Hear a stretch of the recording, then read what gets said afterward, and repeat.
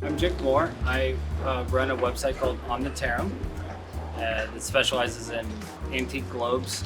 We have a pretty extensive resource section, reference section for history of makers and styles and how to figure out the age of a globe.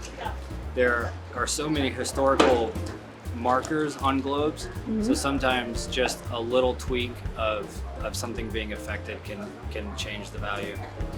For instance, a globe that shows during World War II, most globes weren't updated regularly because boundaries were changing so often. Sure.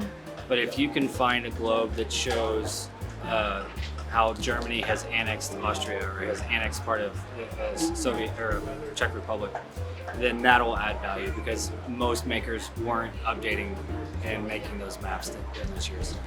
So this was made by a company out of New York called American Educator, and they made 2 globes and they made them for 2 years.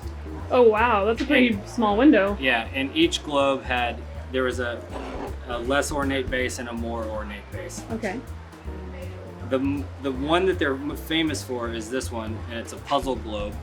They also made this exact same globe as just a standard globe.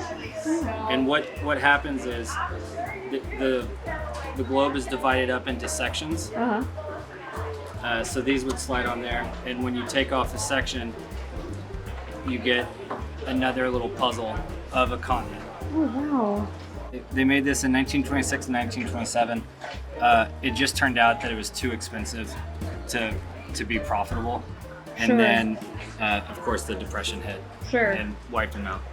And those are all like little pieces that come out, like it really is a puzzle in there, each of those little sections. And they're metal, but they're kind of a fragile. They're like pot metal. Okay. So often you'll find them cracked or just completely missing. Even though this is the more exceptional globe of the 2 that they made, they sold more of these.